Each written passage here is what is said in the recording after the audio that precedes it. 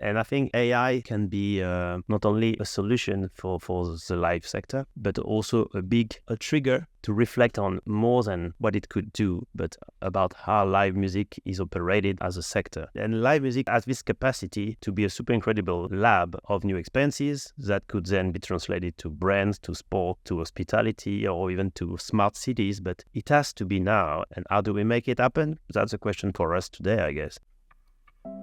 AI in live music. What does that mean? To be honest, I haven't heard a lot of talks about it, and I didn't know a lot before I went into this talk.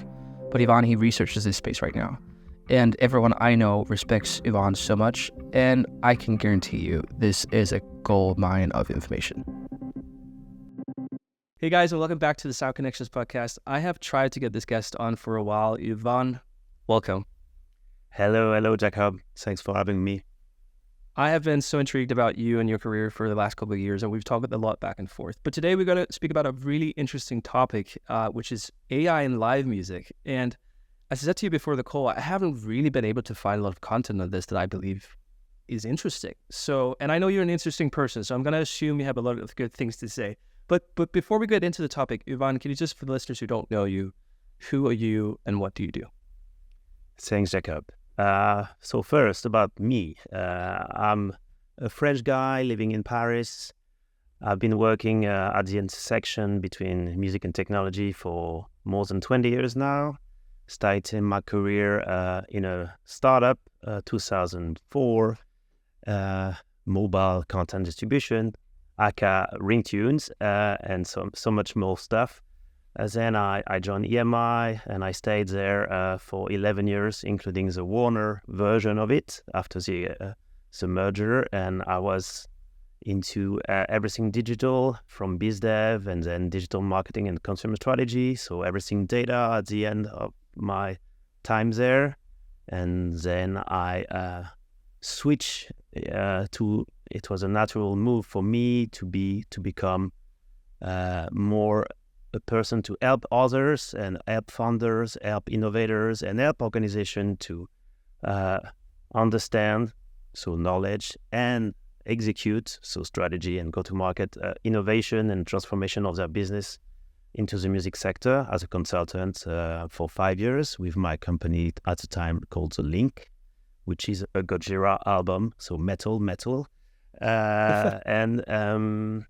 After that, I joined Utopia, one of the startups I was pretty much interested in as a big play into data and music. That chapter of my career is over, and I'm about to open the next one, and I'm super excited with that. But as for now, I present myself as the co-founder of Musictek Europe, which is something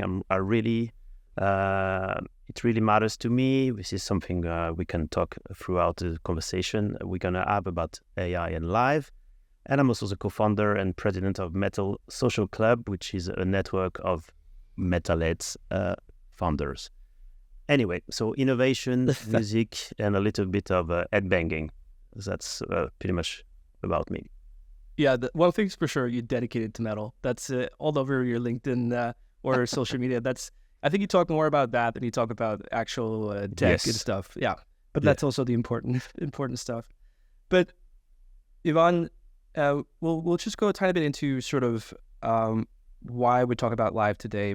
But before we do that, can you just explain to me, what is it you're working on right now with live? What is it you're trying to achieve? What is it you're thinking about? Okay, so why we have this topic today? First, because it's really interesting. I think it also because it hasn't been covered that much already. You haven't found many literature on this. Also because I'm involved with my colleagues of Musictek Europe, especially Musictek Germany and Musictek France, in a project supported by EU as part of Live MX. And we are about to do a mapping of AI solution for the live sector, especially. And the project is called Innovation Mapping of European Music for the Music European sector. But it's right now dedicated to live music. Also, it matters to me because when I was a consultant, most of my work and was dedicated to live music. I did at a time, or it sounds like years ago, decades ago. I did a white paper on live streaming and virtual live experience that we released with Midem. So that topic has been around for me for quite some time, and I really think this is something that needs to be done now more than ever, because first, the live sector needs more help to cope and to deal with digital and transformation beyond the live streaming case that was more reaction to COVID. And also because there is so much more into live music to explore than what we currently discuss with Gen AI, which is super important, including everything related to rights and copyright, because live covers many things. It covers fan engagement, it covers marketing, it covers production, it covers sound, it covers lights, it covers safety. So it's a lot. And I believe as well, and that's the last thing to me that matters a lot, live music can be a super big lab for let's say, user experience beyond music. So live is, I think, it's still an untapped portion of the music sector and of the, let's say, the entertainment sector for innovation that is super interesting for all of us, for startups, for founders, I guess as well for VCs, because it's a big market if we look at it in numbers. But the first iteration of why is because I'm involved in this project that we are just now promoting and launching. We have a call, and we will discuss more about it if you want, how to apply and why. But this is the time, and I think AI can be not only a solution for the live sector, but also a big, let's say, impulse, a trigger to reflect on more than what it could do, but about how live music is operated as a sector. Because it questions a lot about the jobs, not only about what Gen AI can do. You see what I mean? What a booker does, what a promoter does, what a stage designer does, and what they're going to do together in the future. That's so interesting, and I'll start the deep dive conversation about some thoughts I've had. You know, I have a background also doing live sound, and I've worked with upcoming artists for 10 years. So I've been a very big part of let's say launching live concepts and sort of trying to commercialize those. And because I've been thinking about live lately, and I've tried some proof of concepts, and how I normally work in research or whatever you want to call it, is just, okay, what are the experience and problems I've met, and how would I go about right now conceptualizing how to alleviate those pains? And one of the pains that I see right now is that I'm fully convinced that storytelling and human connection is going to be one of the most important things as technology takes over. And one of the things to really create that is live. You know, I think the importance of live is going to be more and more important when everything else becomes very blurry. What is human? What is not human? And already now it's not human. It's digital, right? So, but you get what I mean. Yes. But what is also very evident is production budgets are rising. People getting more of an appetite for full storytelling, which means there's a consumer movement towards, I want to be served like this Dune cinema universe on stage, which you can agree to or not, but that's sort of where the consumer is going towards, at least in part of the world where I'm from. Which means, okay, there's some value there, but as artists wants to go there, that's incredibly difficult and costly to get there to provide that storytelling. So what we've worked with, or I've worked with, is sort of building out visual concepts of how would I, for example, deploy a fully coherent storytelling in a live artist, let's say small to medium size, so they can tell their full story. They already have the beautiful lyrics and the outline, and they're incredibly interesting artists, but the live show doesn't compare to the stories that might be served other places. Should that be a thing that can maybe level the playing field and give the consumers a more deep dive understanding of that story? That's sort of what we've been working on. So this, that's just a concept I've been working on. I've also practically been doing some work towards it, but I just want to start with that to maybe start the conversation. Do you agree to some of those assumptions I'm working from? Yes, absolutely, yes. To the extent that on the paper, it makes a lot of sense.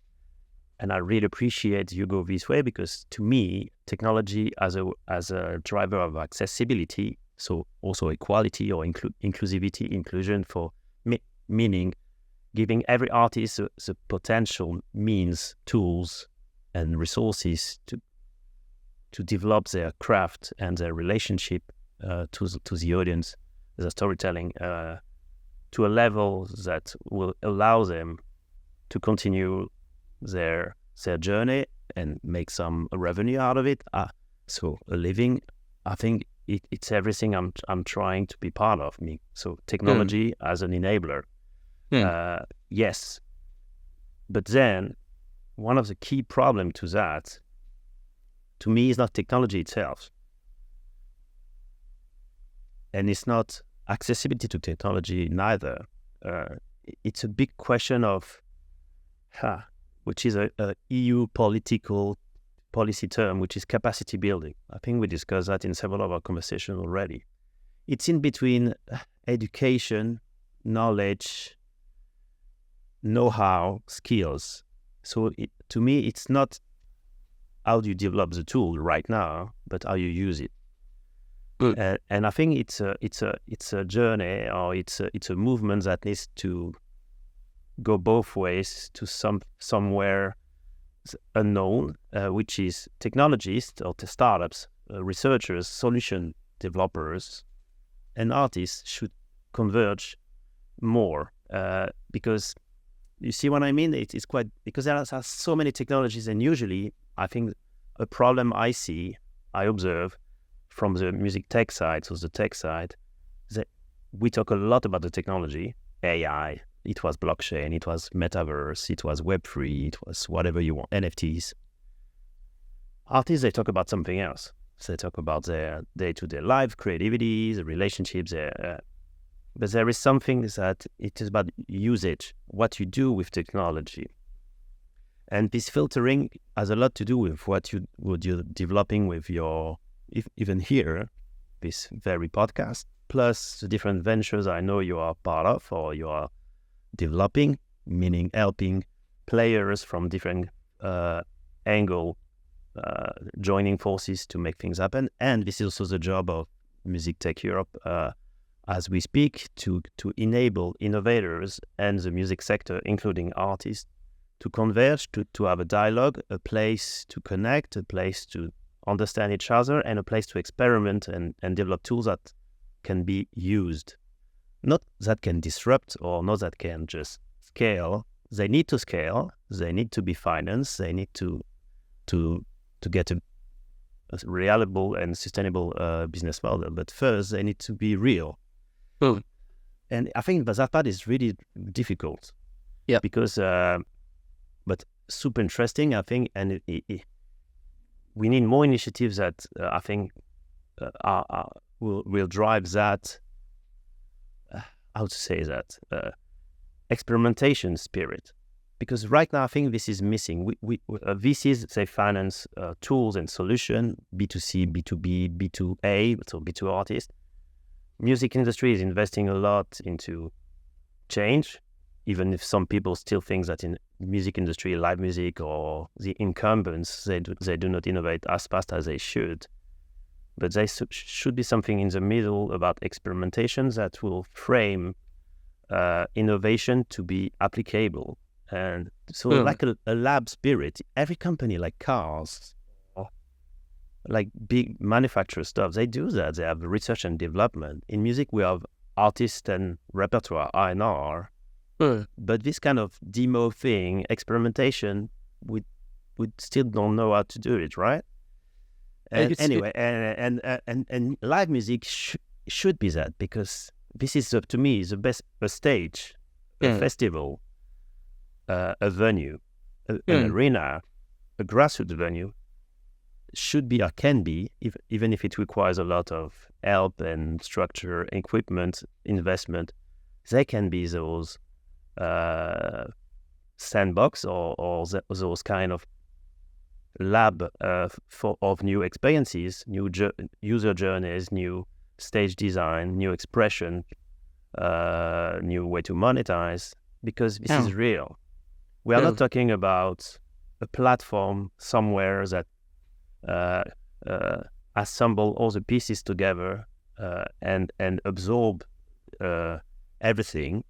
Yeah, which it's a lot of places, and some are, and it could be a network of different places anyway. But you see what I mean? And live music has this capacity to be a super incredible lab of new experiences that could then be translated to brands, to sport, to hospitality, or even to smart cities. But it has to be now, and I think Europe, by the way, is the best place to make this happen, because we have a great diversity of players, a great diversity of festivals, and a lot of technology related to live experience, but maybe not yet into live experience. Gaming, 3D, sound design. In Norway, in Denmark, which is quite close, you have incredible technology for this, audiovisual and sound, but it has to come faster to the market of live. And how do we make it happen? That's a question for us today, I guess. Yeah, but it's so, well, first of all, I'm actually from Denmark originally, so I'll take credit for both.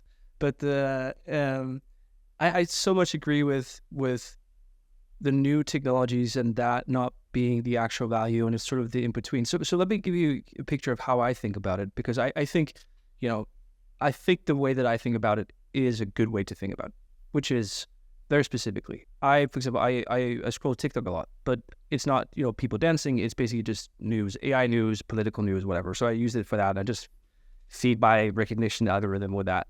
So I pretty much every single day get, updates on new AI tools. And the way that I go about it is I don't go and check them. I make a mental note. Okay, this does this, this does this, this does this. I don't go use energy on it. And then as I see new things, I get these aha moments once in a while. Like, okay, this could be paired with this. And then I go check it out. So it's sort of, because I think about, as things are moving right now and the cost of just developing anything proprietary, chasing this big thing does not make sense right now. For example, AI Jake, which we have, so here at the podcast, we have AI Jake, which is a newsreader. That's just, normal technology. But then we have this, live conversation thing. So we launched that 5 months ago, which is live podcast, so cool podcast host. And according to both national and international media, we were in Daily Mail. We're the first podcast host in the world that was live and talking and co-hosting with me. And why were we that? It was just that simple. That is just, I saw that API, that API, that API, that. You can do that together. Just do that custom knowledge with that API. And that brought it together. And, not because that's sensational itself to have an AI podcast host, but what it resulted in is now we're building a whole digital product for a university in teaching an AI in the journalism communication department, because we created a iterative live professor that has source material and can train people on the newest information in their industry. So it's just searching these APIs, these technologies, how do you put them together? Okay, you launch a proof of concept. It could be a podcast host. Now we take it to university education.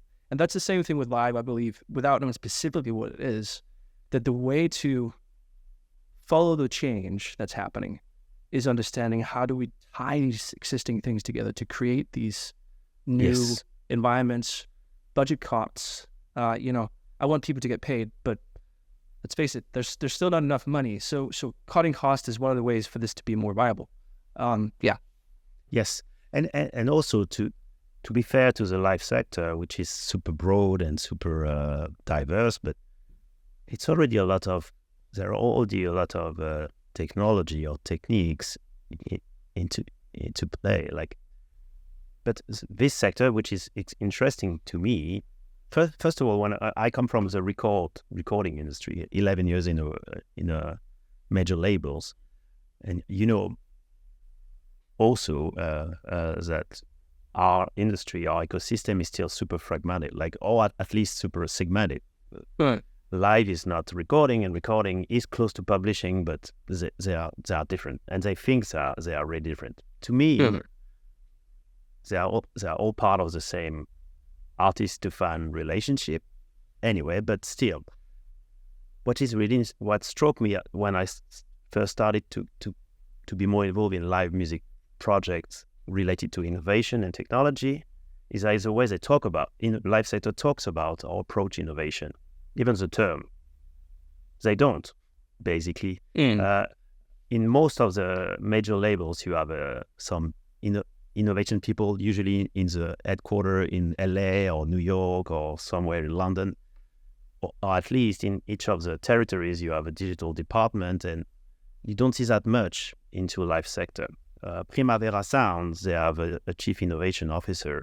He is a super incredible, knowledgeable person and open person, but it's pretty rare. You don't see that much. Also, when you talk to different small, medium businesses in live, innovation is some kind of things not part of their daily life, even if they already do it. Like most of the ticketing approach, it's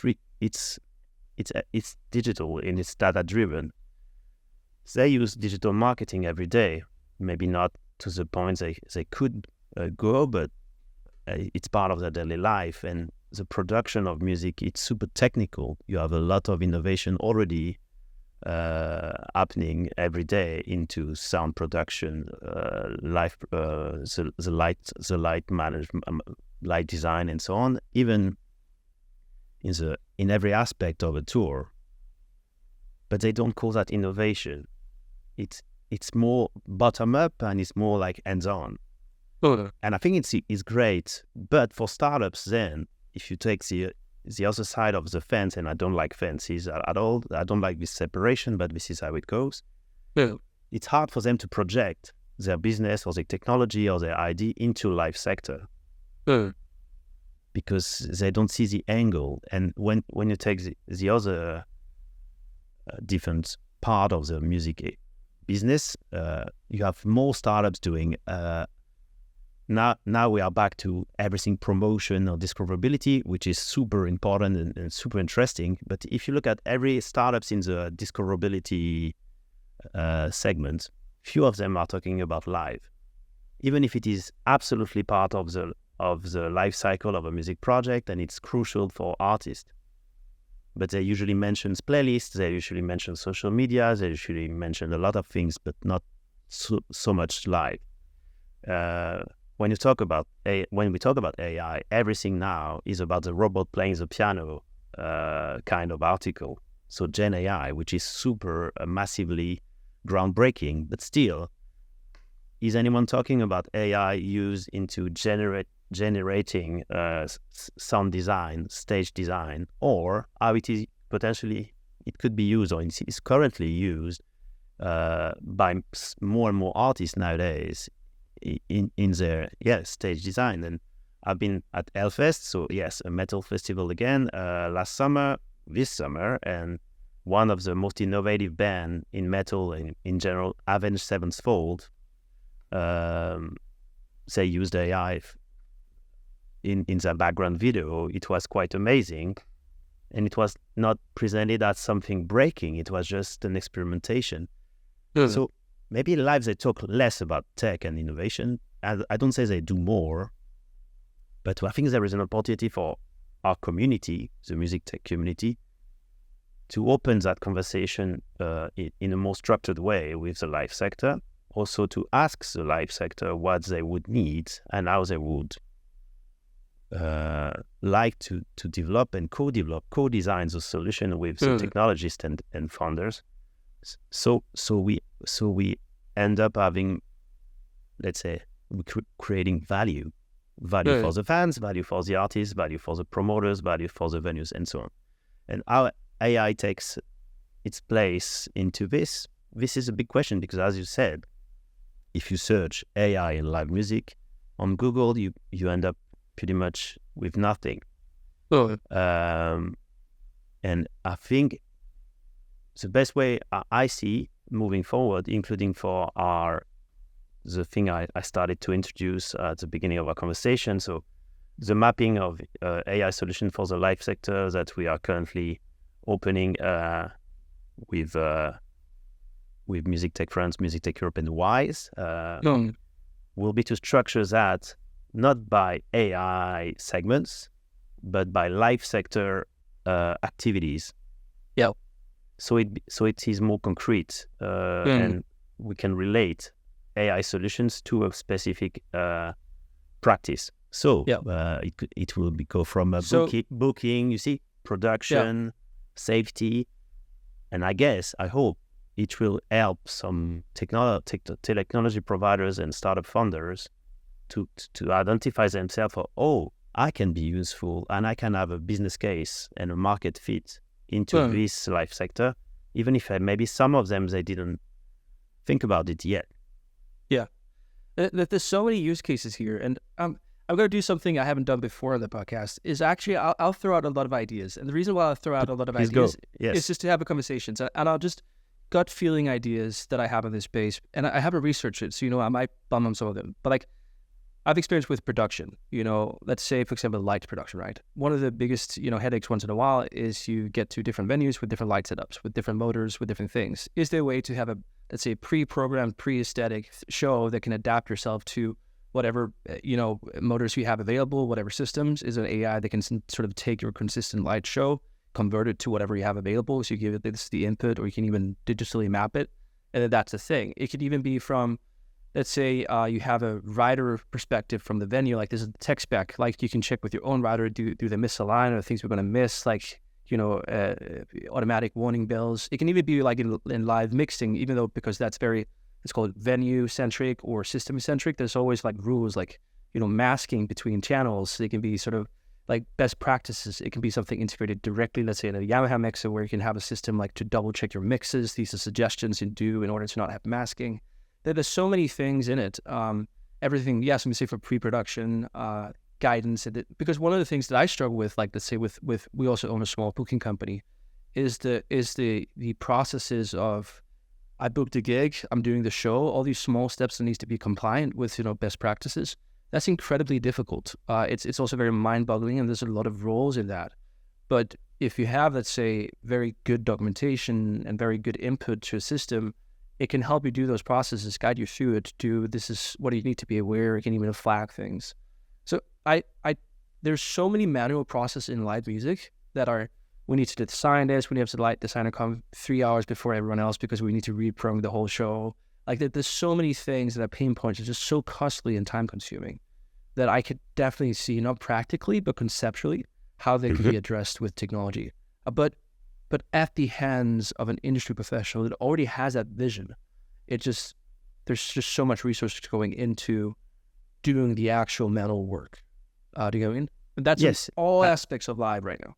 Yeah, and to make that right, I think the best way forward, to me, it has always been my take on innovation. We need and we have to involve the professionals, so the live sector professionals, like, and you are one of them as well as a technologist. You are a blend of the two, but so we understand also not only the value chain, but the life cycle, or everything taking place from A to Z, and usually you have something beyond Z. But anyway,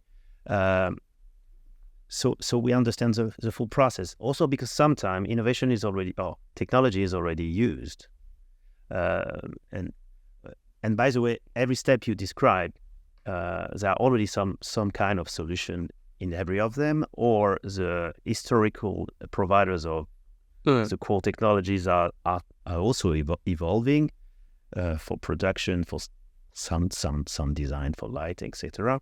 And there are newcomers and there are innovators, but we need to structure that and make that, let's say, map properly, so we can also connect the dots. So we can maybe develop plugin systems, so companies can visualize the potential partnerships or integration or API plays they can develop. And even there might be at a point AI to rules the AIs of music live productions. I don't know. But the first step, I think, for me and for our group, which matters a lot, and that's why I really think this mapping is a great opportunity for our music tech community and for the sector is to map things out so we can develop a better understanding of what are the different use cases and what are the different solutions out there, and which are the solutions that are missing as well. Yeah. Because the mapping is not only what exists, it's also really what does not exist today and should exist, because we're going to get the input from the people who are running the gigs and every day, and artists and venues and festivals. And I think it's really interesting. Obviously, there are already a lot of players who are pushing the envelope a little bit further because maybe they have the means to do it, or because this is part of their mindset. I had the chance to moderate a super interesting conversation during California Musictek this July. People listening to the podcast, if you don't know California, this is one of the best music tech conference I know in the world for now, organized by Lean Square and Noshak, so Coralie and Jérôme, big up. It's in Belgium, in Liège, and I was sitting with people from Tomorrowland and people from Coachella and also Marisol. Anyway, some expert in live sector. And basically we discussed pretty basic stuff. You know why? Because what is really interesting with live, also we talk the real shit. Sorry, but we discuss CRM, we discuss audience management, we discuss booking, but using data, AI at play, but dealing with essential tasks. And I think this is really interesting for music startups. When you go back to your slide deck, so when you present to VCs, be sure that it corresponds to some kind of reality or need, because at a point, and I guess most of the startups out there, they are B2B, they are service providers, double check that it might correspond now or tomorrow, because maybe you anticipate a future need to some real use case. And what we want to do also with Musictek Europe and this call is to be sure that that kind of knowledge in the form of a mapping is also a step further to make that dialogue and go to market real. You see what I mean? It's not only a mapping for the sake of mapping things. It's also an invitation for the players to talk to each other and share knowledge from both sides. I need this I solutions and problems, so we can connect the two and we're making them work together. Yes. Yeah, and there's so much truth to that, because you can build startups in different ways, and we also build with us startups in different ways. We have one company we own that's basically building technology for the future, which is incredibly difficult because it's something I'm fully convinced will happen. There's already use cases now, but that's a long journey. 2 years, we've done product launches, but 2 years of just getting capital, developing, iterating, and we're at the point now where okay, now we actually have market launch for real. That took 2 years. Then we have another product where we've just been developing on the side for 5 months. We haven't even launched the company yet, and we have 4 big enterprise clients. We're fucked. We need to work fast because it's a very practical tool. Do you know what I mean? So there's these two very different ways of building startups, and they have each their value. But I believe in live music, I think the value of the practical tools here and now to solve big issues with technology is probably more valuable than this long-term thinking. Is my assumption. We have things we can actually do now that relatively quickly can do something great. Yes, is my assumption. It's a good assumption. Even if you cannot only develop a project or sustainable company and business with only a short-term vision of solving what the current bottlenecks. You need a vision for what you stand for, but it can be more some kind of key values. It's not a vision of what it's gonna be, but pillars of your vision, where you want to sit in the ecosystem, and what is the reason why you do that. So it's not maybe already yet a use case of the future, but at least it has to be your contribution to that world and to that business industry. I want to be I want to help the live sector to deal with audience. It's big. And right now I'm going to start doing CRM or enabling better, whatever, premium superfan, the superfan buzzword, superfan experiences. This is today because this is a business opportunity of today. But in the future, I'm going to do that. And maybe it will evolve, it will pivot in the near future, but you need to stick with something real. And I think it's not that easy, because to do that, you need intelligence in many ways. To have a market fit, you need to understand the market, so you need to get intelligence about it, and it comes from different sources. I hope, and we will work hard to do that. Musictek Europe will be part of those resources and hub of intelligence, collaborative intelligence and collective intelligence. But you have also you have media research, you have a lot of all the sources are available. But it's not easy to find your way through that as a startup. Also because the industry players are not potentially yet opening their world and the way they work enough. I wish the industry, and we are talking here about the live industry, will in the near future also take the stage, and maybe also through your podcast, to talk about what they do and what they will need or what they will love, they will dream of developing. And I think there are some places to do that already. So going back to California, I was super impressed by the presentation of the initiative from Tomorrowland. They opened a place, an incubation and visionary program, but it's a hub, and it's really interesting because it's beyond live music. Their take is music can be a place where we prototype tomorrow, society. How to manage water, how to manage crowd management, how we manage information, how we manage art. And I was like, whoa, guys, this is too much. But that's why this is really so this is your future lab. Why? But they start with some concrete and tangible steps and use cases. And I think this is really interesting. And so live music also embody that. Anyway, but there are so much things to be done. Yeah. That's really interesting. Yvan, I know the live industry quite well, and I have an assumption of it, and it might not be right, but when I consult a lot of founders about, let's say, the recording music industry, and they try to get in here, it's very evident that it can be very complex to come as an outsider and sort of understanding the complexities of what they get into. But my assumption is that live, to some degree, might be even more complicated to get from the outside, because there's so many B2B propositions that are not as visible as what the recording music industry, the recording music industry is very inherently B2C.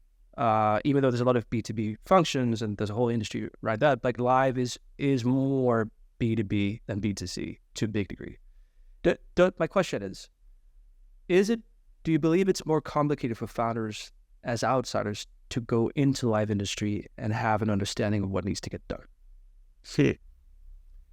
So one big question, and I will go into two sub answers.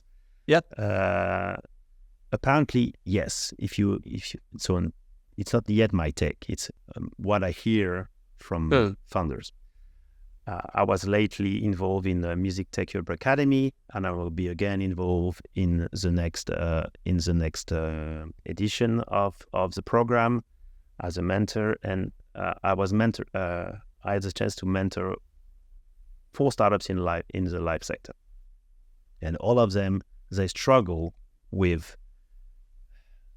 They've been struggling before at the beginning of their journey with the complexity and through their development, they struggle still with penetration. So go opening doors, which is two different things, right? So to your question, yes, because when I talk to startups into recording, and recording, you have also publishing, they are still different. But anyway, they approach their business more as B2C, and they can think they have a better chance to make it. So here comes my second segment of an answer. Apparently, it seems to be more complex than recording. My take, I think it's half true, because recording and publishing is, in terms of rights management, it's super hard to get into if you want to be right, if you want to approach things with a laser sharp angle. Live music, it's not simple, it's more fragmented, right? And you have a lot of closed doors, so it's more a human aspect of complexity. And recording and publishing, to me, it's also a legal and technical complexity with metadata and so on. And you have also metadata in live, but don't get me wrong. But what I'm trying to say here is we can turn this into an opportunity for the live sector if we manage to get that dialogue effect and that cooperation aspect on track, and make sure that this open innovation spirit can be fed by us, people like you with your initiative, what we do at Musictek Europe and Musictek Europe Academy, the mapping initiative. So we facilitate curiosity. Curiosity is not a business word, it is. You have to be curious, and so you open your doors. Startups, they need to listen more about the reality and of the live music sector. They need to understand the difference between a grassroots venue in a little town in Germany and a big arena in Paris. It's the same and different. Anyway, you see what I mean? The live sector needs to be more curious and knowledgeable about what tech is and could do. And it has a lot to do with training, with learning and so on. But when we will get there, I think it will unleash a lot of potential value and opportunities, because I hope there will not be any fear of disruption as much as in the recording industry. Sure. You see what I mean? The replacement. Even if AI can have a lot of impact on jobs on both sides. So... But I definitely believe that, just from my understanding where things are moving, if it comes to the comparison of how the live sector will be affected compared to the recorded music sector, it's in the live music's favor. For the simple argument that I believe that people will search towards these experiences more as a reaction to what's not this connection. It's a very basic assumption, but I think you can draw a lot of other assumptions from it. So what you're saying, which I think is really interesting, is your assumption, without I've gone fully into research, is there's more clearly inherently a human thing to be addressed in live music, that it's closed doors, it's a facilitation of discussions that might provide this next level of opportunity and innovation within live music. Yes. That's sort of a thing that you can help address through this knowledge and mapping and the initiatives, which I think is quite promising, because that's a different way of solving it for the recorded and publishing music industry. I hope so. And also, which is another layer, it's a big one, maybe through that process, we will see and realize, not me, but the communities and the ecosystem, that this is all connected. This is one big conversation. So, while we will, the ecosystem will enable more initiatives in the live sector to foster superfan initiative, better management of audiences, there is no other route or other way than understanding that that's the same audience, but potentially, or kind of, there is a big overlap with the recording marketing efforts or audience strategy efforts. So cooperation and collaboration is part of the equation. It can, even if the bottom line is not coming from the same source, potentially a recording is different.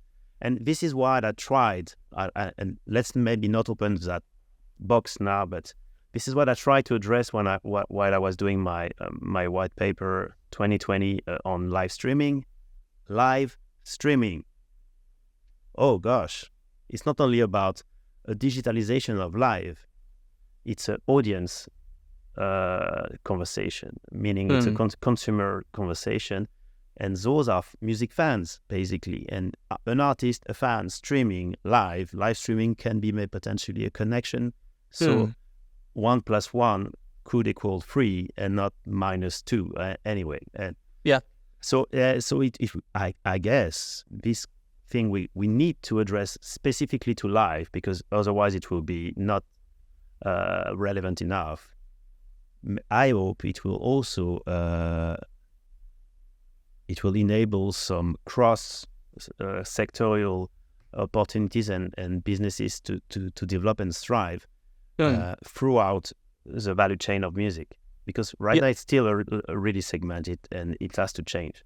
It's so interesting, because if there's one thing I'm bullish about with live and recording, is the missing connection between those two. You've mentioned it before with like marketing, maybe not as effective, but one of the things that I believe is sort of lacking in most of the value propositions or product ideas from the super fan economy of startups is like, okay, so the underlying data that you're supposed to build this on, where are you going to get that from? The quality data. I believe that the best indicator of fandom at scale is attending a concert. Like that is the easiest way to say there's a fan relationship here. And ticket systems, concert promoters, artists, they don't have an effective way at scale to sort of make sure that transference of knowledge and understanding and digital personas work together. And I believe it's a very simple, incredibly complex solution, but if you just, as a concept, is incredibly simple. There's so much value of data on the live side. It is by no means, across almost every single company I've heard of, not utilized towards other sectors that could have so much benefit from this. It's also from like live data can be transferred to advertising companies within certain cars that believe that audience is a purchaser. Like the understanding of that audience, the monetizations for the artist, promoter, ticket system, venues, whatever, that have some part of that data ownership, can monetize that in so many different ways that does not happen. So that's my underlying technology assumption, that if companies or the industry at large start cracking that solution, and I have my own started building that direction, whether we'll succeed or fail, no one knows. But my assumption is if you start doing that, that's an incredibly fast value add. And that can strengthen everyone in this ecosystem, especially live. Yes. So no need to develop much on that, because it's obvious to me what everything you just said. Also, it's always important to remember to look at what has been done in the past of history. So to learn from the history to approach the future, meaning there are a lot of initiatives that has been around for decades that are already tapping this. Like the Met Club from Metallica is all about this. The way some bands are approaching their superfan club across live and merch and live streaming and recording and publishing and everything else has been developed already in some ways, but not as a framework, or not as a platform, not as a framework, as something that can be scaled yet. There are new attempts now. It's funny because it's like cycles. So when I was a major label guy, I was in charge of consumer strategy, meaning superfan stuff, and CRM and audience management and everything, paid media and advertising. So relationship also with brands.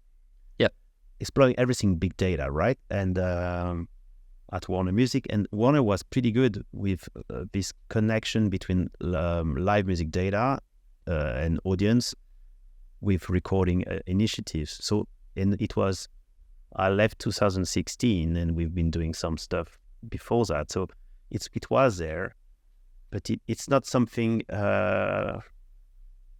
It's not something that's pretty common, and I think it's a matter of organizations, not technology. They don't talk to each other. Also, you talk about advertisers or brands and live music data.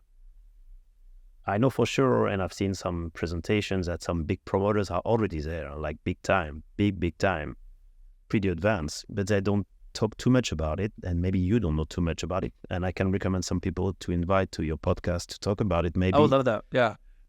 So there are a lot of things being developed, and by festivals as well. Anyway, but it's not in the news. It's not in the headlines. Journalists usually prefer to talk about, again, the robot playing the piano and all the risk, not the potential. We are talking a lot about the risk, and it has to be addressed, and we need to address the risk, and we need to address the regulation. I've been into policy for quite some time now, and it matters to me a lot, but still, we need to also address the potential, and what I think I really like your podcast for, we need to share best practices. So not everything has to be reinvented. So we don't need to reinvent the wheel all the time. If there are some promoters, venues, startups doing some stuff properly, let's share that knowledge and make that common. It's not that easy. Anyway, but to your point, absolutely yes. Data into live is a gold mine. Yeah, it's cracking that at scale across fragmented systems is going to be difficult. It's a big, but yeah, I totally agree. I believe if you talk about a concept that can bring value logically the best, I think that is one of the things in the music industry that I'm the most interested in. Yeah. And one remark here, I truly believe also, let's not forget, my point is, let's not forget the role of managers as well. In this move of connecting the dots. Yeah. Managers are also part of this empowerment through data and technology role towards the artist, or artists themselves as entrepreneurs. But I had a lot of really interesting conversation with Jake Beaumont. I don't know if you had him on your podcast yet. Managers can play a super interesting role in that connections between live, publishing, recording, fan relationship, as a orchestra, as a conductor, basically, to orchestrate this realm of data complexity into something valuable and meaningful for the audience and for the artist. I think, Yvan, you and me could talk for hours about this, and we probably will at one point. But until I think this has been incredibly interesting just to open the conversation, sort of explore some of the potential gold mines, some of the potential solutions, and maybe just also point to why things might not have been moving from an innovation perspective as much as it should. But I'm incredibly interested to follow sort of your mapping, your research you're doing. And we're also partnering now with Musictek Europe Academy for a few episodes talking about the accelerator. So I really believe in the concepts of what you do, and it's very aligned with my mission. Yvan, thank you for being on. It took some time. There's a lot of things that need to be sorted out, but I'm incredibly happy to have you on. Yes. I'm glad we did it, and more to come, right? This conversation is an open one, and let's keep the ball rolling. And if you can, I will share the link to the call to get the solution to fill in our mapping in the comments, whatever.